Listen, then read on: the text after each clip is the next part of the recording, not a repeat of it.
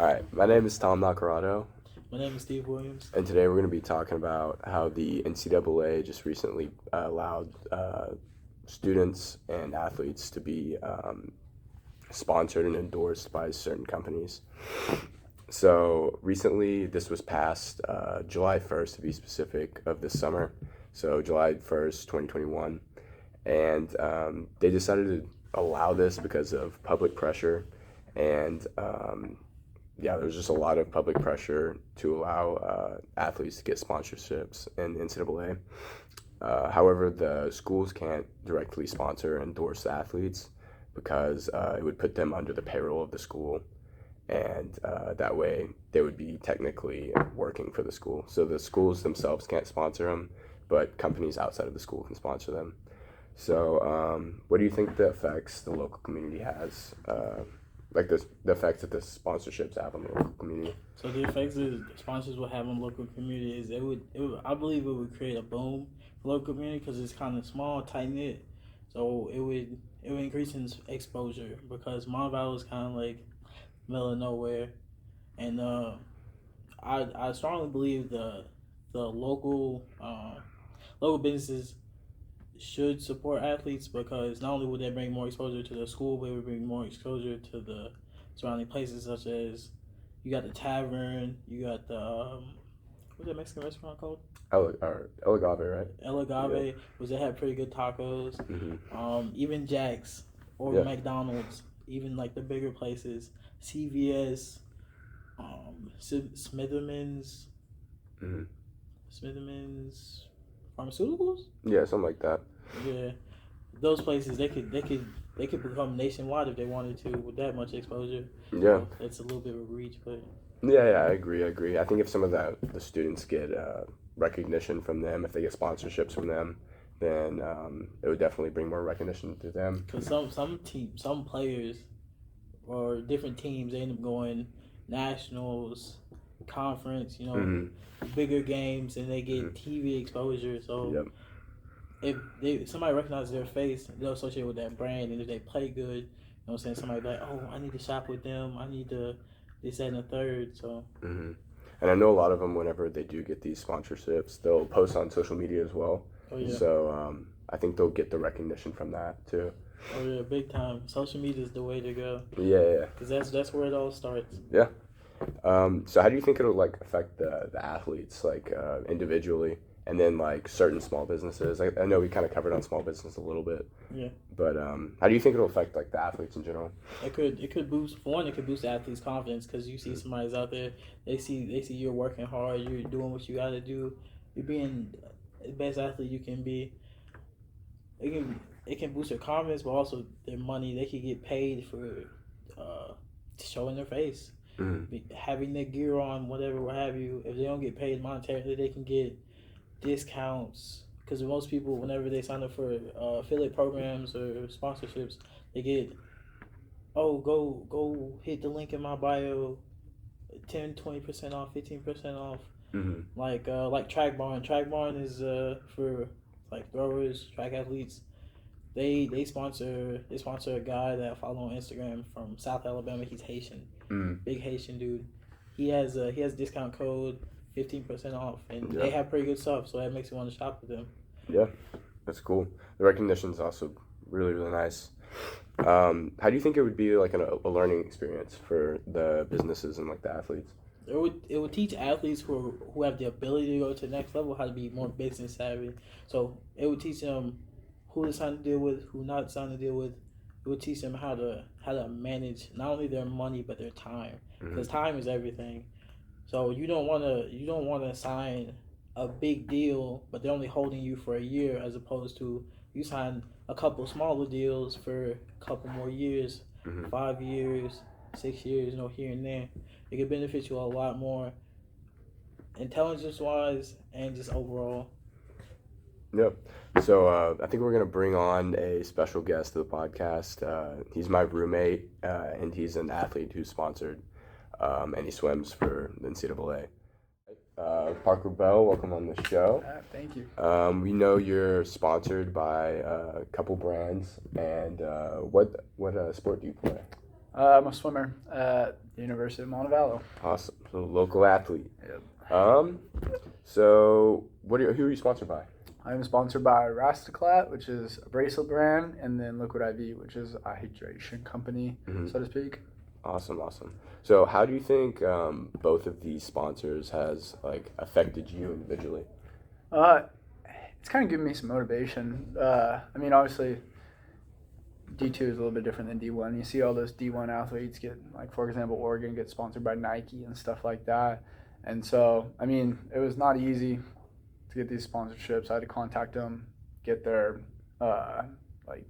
offer myself to them and stuff like that.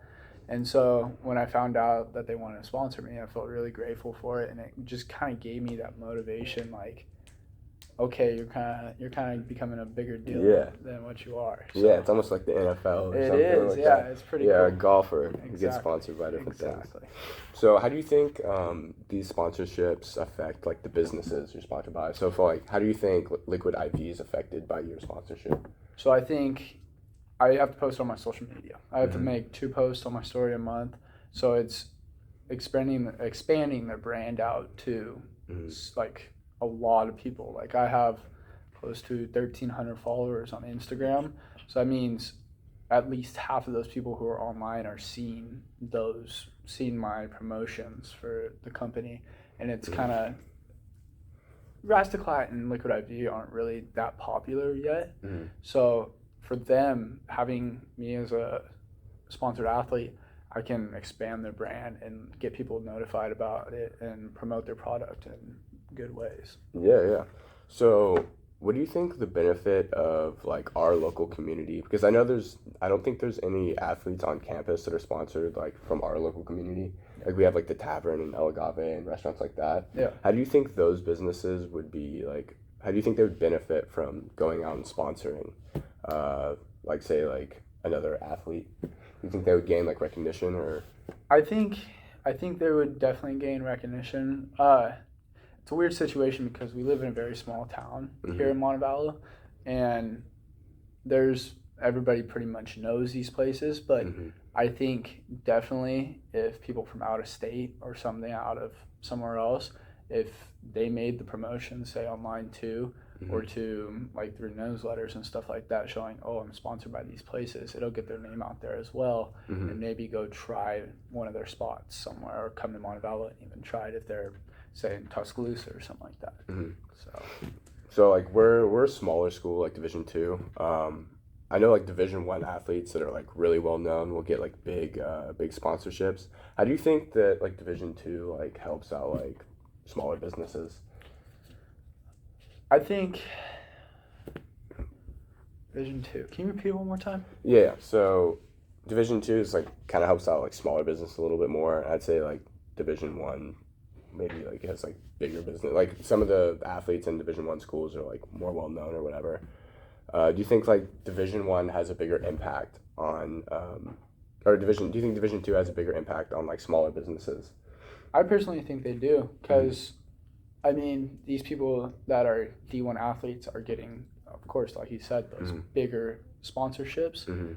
And so for us D2 athletes getting these smaller companies, I feel like it's definitely getting the recognition that they deserve, because all these athletes are not just from Alabama, they're from, like me, I'm from California.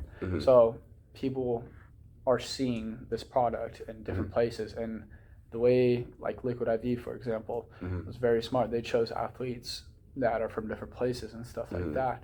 So it's promoting their product and not in just one centralized area. It's getting recognition all over the nation. So it's kind of like spreading out. Exactly. Yeah. So as like a Division I like athlete might already be well known, and the product might already be well known. This is kind of like just introducing the product to like new people that maybe not have seen it. Exactly. In Division II, I feel like is prime territory for those smaller companies, because I mean, their D1s already have those big sponsorships. So having them get those D2, like I said, is pretty key for them. And there's plenty of people that know that person that are seeing this stuff online. So I think it's I think it's definitely a big benefit to them, and I think those smaller companies should definitely keep even having people reach out to them and trying to get sponsorships through them. Yeah. All right, so you guys been asking all the questions. I have to ask, do you guys have any questions for me? The only question I have is, do you know anybody else that's been sponsored? And if you do, how you think it's affected them in a negative or positive way? Yeah, actually, there's 2-3 people on our swim team that's actually also sponsored by Liquid IV, same as me, and I think it's definitely benefited them too because the people that are also sponsored are from Georgia, Louisiana, and Texas. So that just shows how those small businesses are getting their name out there nationwide to hopefully sell their product and getting it notified, and people are seeing it in stores and saying, oh, hey, I saw that on that kid's story and stuff like that. And so I think it definitely is benefiting them a lot. Like, especially the more people they have, even if it's just on one team, for example, I think it's definitely it's going to benefit them in the long run and make them even bigger of a business into what they're trying to become. Mm-hmm. So, Yeah. yep. So yeah, I think overall that like this is definitely influencing smaller businesses and making them more well known and helping them out a lot. Oh yeah, helping them grow big time. Yeah, for sure, locally and all around the country. Yeah, it'll help national brands because that's easy to do, but it'll help the smaller mom and pop brands blow up a little bit more. Yeah, I agree 100%. So I think that about wraps up our podcast. Bye-bye.